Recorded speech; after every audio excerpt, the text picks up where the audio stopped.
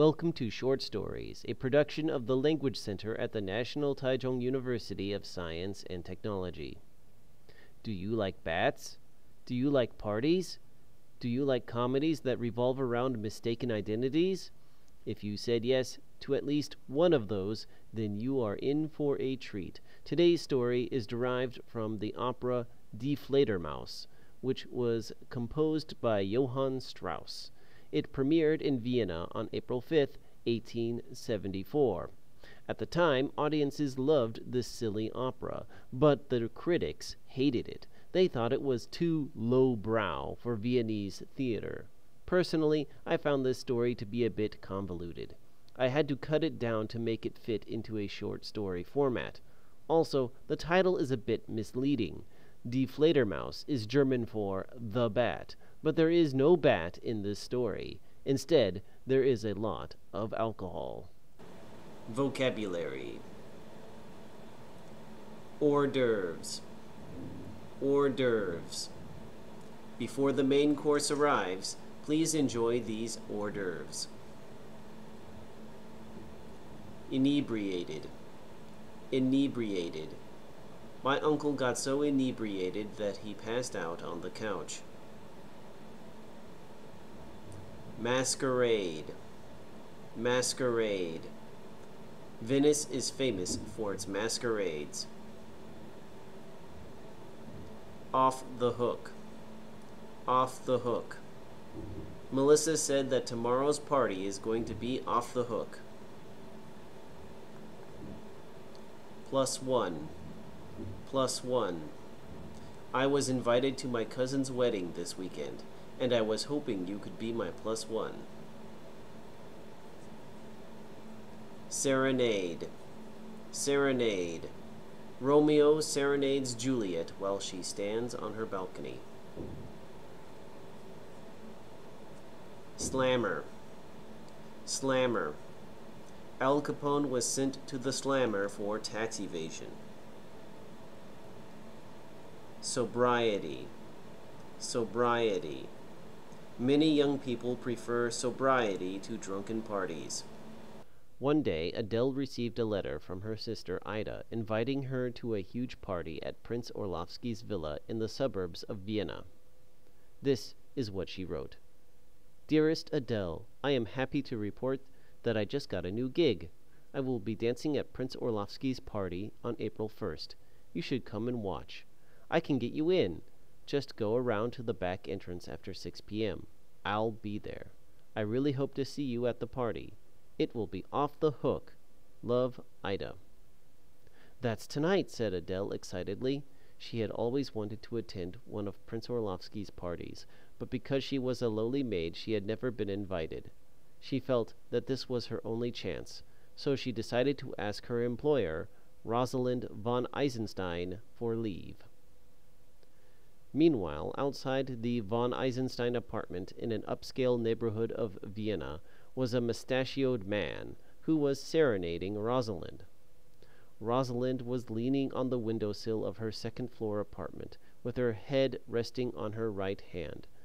"What are you doing here?" she said bemusedly. "I miss you, darling," proclaimed the man. The woman waved her hand dismissively and replied, "I'm married, Alfred. You had your chance and you blew it. Now get out of here before someone sees you." No sooner did she say this than Adele walked into the room. "Excuse me, ma'am," the young maid said, "but I was wondering if I could have the night off." Rosalind turned around quickly and responded, "What?" The maid reiterated her request. The woman thought about it for a few seconds before she answered, "No." Adele frowned and said, "But my poor old aunt is very ill. She needs me to comfort her." Rosalind replied melodramatically, "But what about me? My husband must report to prison tonight, leaving me all alone in this big apartment." Adele responded, "But your husband, ma'am, will only be in jail for 5 days. But my aunt may pass away any day now." Rosalind raised her hand to indicate that the discussion was over, and then she quickly ushered Adele out of the room. Rats, said Adele to herself. I should have come up with a better story than that. Not long after Adele had exited the room, Mr. Gabriel von Eisenstein returned home, accompanied by his nearsighted lawyer, Mr. Blind. I can't believe it, scolded Gabriel. You managed to turn a 5-day sentence into an 8-day. What kind of lawyer are you? Rosalind heard the shouting and came into the room. What is it, dear? She asked. Did your appeal not go well? Gabriel huffed and replied, It was a disaster, thanks to our useless attorney. Because of his mishandling of the case, I now have to serve 3 extra days. Rosalind frowned. She was very upset when her husband was arrested for slapping a police officer, and when he was sentenced to 5 days in jail because he refused to apologize and pay a fine, she was annoyed. But this latest setback left her feeling exhausted. Honestly, dear, I don't know what to do with you anymore, she said before leaving the room. Gabriel ignored his wife's comment and returned to berating his lawyer. If I may speak in my own defense, Mr. von Eisenstein, began Mr. Blind, I think I negotiated a very generous deal for you. You won't be handcuffed and hauled into prison like some common criminal. Instead, the warden of the prison himself will, but Mr. Blind was unable to complete his sentence because of the appearance of Dr. Falca, Gabriel's old college buddy. We'll talk later, growled Gabriel to his lawyer before turning to his friend and exclaiming, Falky, old pal, what are you doing here? Dr. Falca smiled and replied, I was in the neighborhood, so I thought I'd come and see you before they take you to the slammer. Gabriel gave his friend a bear hug and said, It's nice to know that I still have friends in this world. Dr. Falca smiled awkwardly and said, I actually have another reason for coming. I just got an invitation to Prince Orlovsky's party, and I'd like you to be my +1. Gabriel smiled excitedly and then frowned sullenly. But I have to go to prison tonight, he moaned. Well, replied Dr. Falca, technically you don't need to report to jail until midnight, so that leaves you plenty of time to enjoy the party with me. Gabriel smiled once again and gave his friend a second hug. He then hollered to his wife in the next room, Honey, I'm going to jail now. I'll miss you. Rosalind was sulking in her powder room when she heard her husband announce his journey to prison. I'll miss you too, she replied half-heartedly. She suddenly found her thoughts dwelling on the love song that her ex-boyfriend Alfred was singing earlier. She looked out of her window and was relieved to see him still there. She signaled with her hands that he should come up after 5 minutes. Adele, she called for her maid. Adele entered the room, expecting to receive a tedious command. Tell your aunt that you will visit her tonight. Adele was elated. She thanked her mistress profusely and then hurried to her room to change into her party clothes. 5 minutes later, Alfred entered the room, stroking his mustache as he grinned from ear to ear. I knew you'd change your mind, he said proudly. Rosalind scolded him playfully and replied, I haven't changed my mind yet. I have to test you first. They chatted gaily for several minutes before they were interrupted by a knock at the door. Since Adele was gone for the night, Rosalind had to answer it herself. May I help you? She asked the visitor. The visitor, who was a tall, stern-looking man in his 50s, introduced himself as the prison warden. You may call me Frank, he said curtly. I'm here to escort your husband to jail. Rosalind was so confused that she remained silent for several seconds. Just then, Alfred came out of the room to ask who was at the door. Rosalind turned and gave him a harsh stare.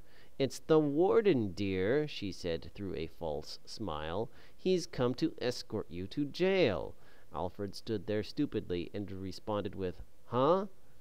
Rosalind asked Frank to wait in the lounge while she said goodbye to her husband in private. Pretend to be Gabe tonight, and I'll make it up to you later, she explained to Alfred. Alfred, understandably, did not like this plan, but Rosalind insisted on protecting her reputation and strong-armed him into complying. All right, I'll play along." "But you owe me big time," said Alfred. Frank, who had never met Gabriel von Eisenstein before, accepted the impostor without question, and exited the apartment with his inmate. Prince Orlovsky owned huge tracts of land outside Vienna's city center. On this land he had built an extravagant villa in which to host his wild parties. He always invited Vienna's wealthy and elite, who were, of course, eager to attend. Orlovsky did this primarily to maintain his reputation and connections, as he often got bored of things easily. While talking to his friend Dr. Falke, he mentioned, "I'm beginning to tire of parties, Falke. If I have to limbo one more time, I think I'm going to die." Dr. Falke grinned and responded, "Don't worry, my lord. I have a little surprise planned that I think will tickle your funny bone. It's called The Revenge of the Bat." After 6 p.m., Adele arrived at the service entrance, just as Ida had instructed in her letter. She looked for her sister among the crowd of costumed dancers, jugglers, and entertainers. "There you are," she said with a big smile when she found her sibling. Ida looked at her with a very surprised expression on her face and said, "What are you doing here?" Adele explained the letter she had received that morning, but Ida denied ever having written such a letter. "You're not supposed to be here," Ida told her sister. "Here, put on this costume so you'll look like one of us." Adele did as her sister commanded. Inside the main ballroom, Falke was preparing to introduce Gabriel to Prince Orlovsky. "Why do I have to wear this ridiculous costume again?" groaned Gabriel as he scratched at his mask. "This is a masquerade ball. Everyone is dressed up," explained Falke. "Then why aren't you wearing a costume?" rejoined Gabriel. Falke paused before saying, "Costumes aren't my cup of tea. Here's the prince now. Follow my lead, Gabe." Falke introduced Gabriel to as the Marquis de Reynard. The two hit it off immediately. Also in attendance at this party was none other than the prison warden Frank. He also came dressed as a French marquis, per Falke's instructions. Not many people knew this about the prison warden, but he was not as stern and severe as he looked. Deep down, he was a lonely man who craved company. So when he was invited to attend Prince Orlovsky's party, he quietly jumped at the chance. When he arrived at the villa, Falke steered him to the buffet table, where he was certain to meet some of the dancers. Frank bumped into Ida and Adele in front of the hors d'oeuvres platter. He was immediately smitten by Adele, who enjoyed the attention she was getting. The two began chatting gaily. Now we must turn our attention back to Rosalind. After Alfred had been escorted away, she felt anxious and confused. "Didn't the warden meet Gabe when he turned himself in?" she asked herself. While pacing back and forth in her powder room, she suddenly realized that there was a letter on her desk. When did that get there? She wondered. She opened it and was shocked to discover the answer to her first question. It was a letter from Dr. Falke, informing her of her husband's plan to skip jail and go to Prince Orlovsky's party to flirt with girls instead. "That pig," she growled as she crumpled up the letter.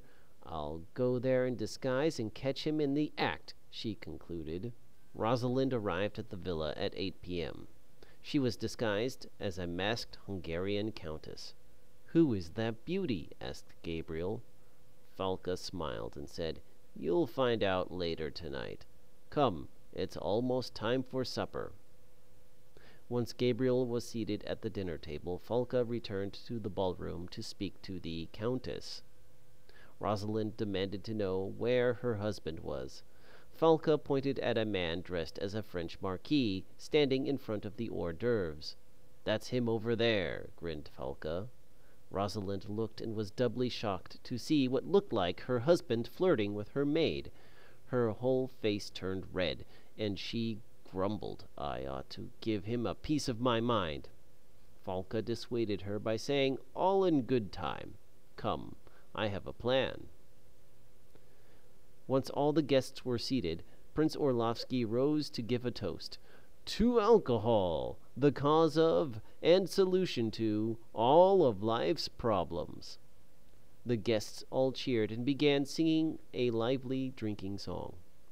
After things had calmed down a bit, Falca rose to announce that he was about to tell the story about how he got his nickname, the Bat. Gabriel interrupted. "Oh, let me tell it. I love the story." Before Falca could voice his objection, Gabriel jumped right into the tale. "Back when we were in college, Falky and I went to a Halloween party. I was dressed as a mummy, and he was dressed as a bat. He got so drunk that he got lost in the park, where he had to sleep on a bench. And in the morning, he had to walk home in his barf-covered bat costume. Ha!" The entire audience burst into peals of laughter, while Falca gritted his teeth. "It was you who got me drunk and ditched me," he grumbled. As the evening wore on, the guests began chatting more quietly with each other. Gabriel was eager to meet the Hungarian countess. "You are the loveliest woman I have ever met," he proclaimed as he twirled his fancy pocket watch on his finger. Gabriel believed that all women were impressed by fancy watches, which is why giving away a watch was his favorite move for flirting. Externally, Rosalind smiled falsely and accepted the gift. Internally, she plotted her revenge. Suddenly, the clock struck midnight. Gabriel and Frank both turned to look at the clock on the wall. "I'm late!" they both exclaimed. The two men quietly made their exit from the party.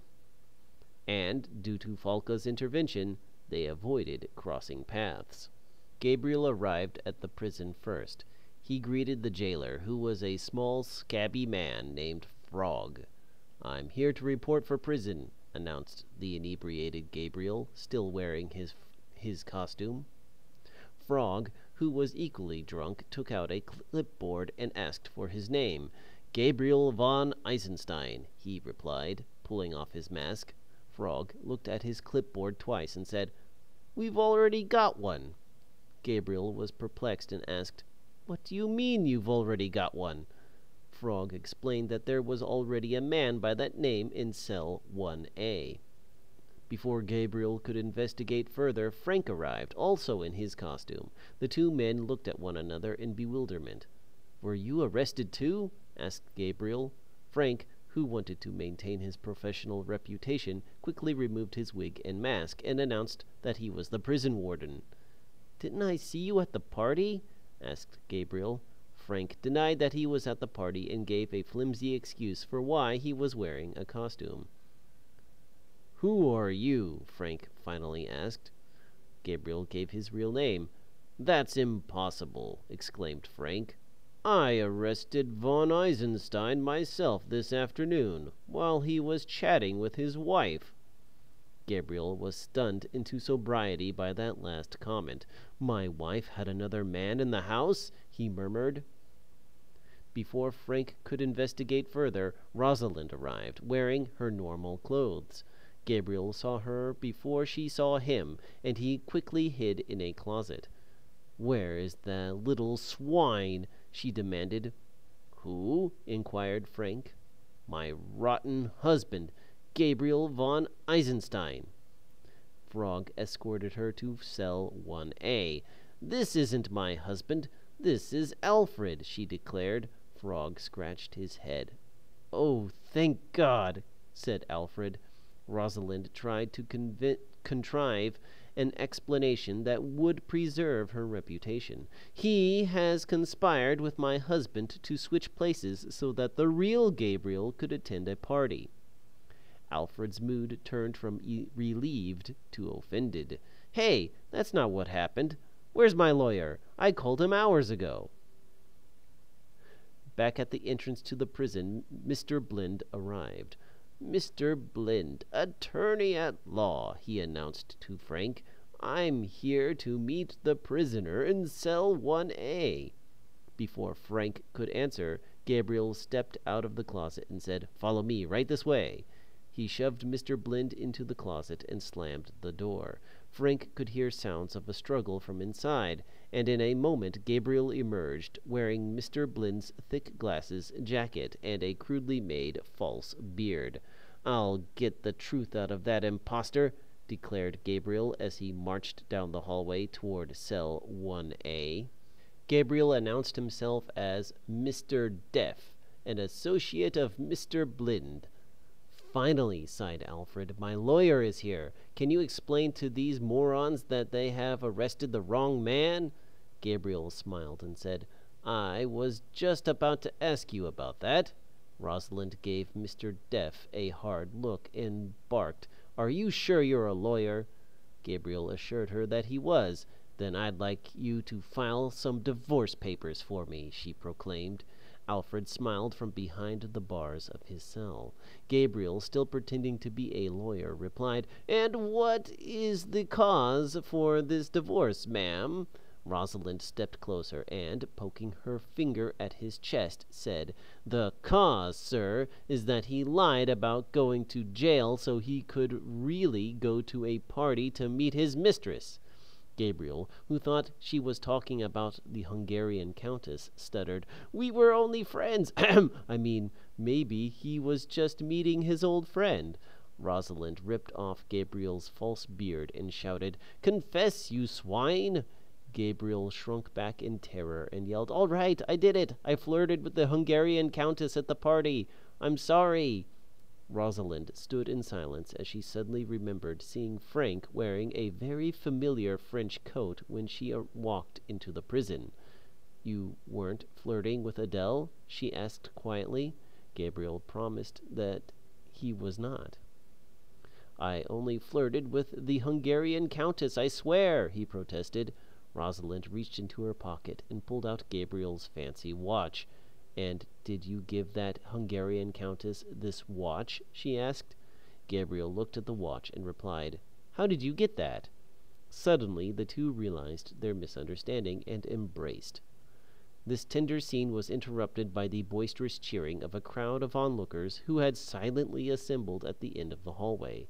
"Bravo!" shouted Prince Orlovsky. "You were right, Falky. This was a funny surprise." Dr. Falca smiled and replied, "I told you that the bat would get his revenge." Also present in the crowd were Adele, Ida, and several other party-goers. Rosalind and Gabriel turned to face them in stunned silence. "Were you all in on it?" asked Gabriel. "Some of us were," replied Falca, "but mostly this was my doing. I hope you learned your lesson about playing cruel pranks on your friends." Gabriel laughed, hugged his friend, and said, "Falky, I can promise you that I haven't learned a thing." As the crowd of drunken partiers left the prison, Alfred began shouting from his cell, "Hey, what about me? I'm still in here. Let me out!" But no one could hear him over the sounds of laughter and the popping of corks from champagne bottles. The questions. Number 1. What was in the letter that Adele received? A. A subpoena. B. A court summons. C. A love note. D. An invitation to a party. The answer is D. An invitation to a party. Question 2. Why did Alfred go to jail? A. To protect Rosalind's reputation. B. To let his friend Gabriel go to the party. C. He slapped a police officer. D. He stole a llama. The answer is A. He wanted to protect Rosalind's reputation. Question 3. Where was the party? A. At the von Eisenstein apartment. B. At Prince Orlovsky's villa. C. At the prison. D.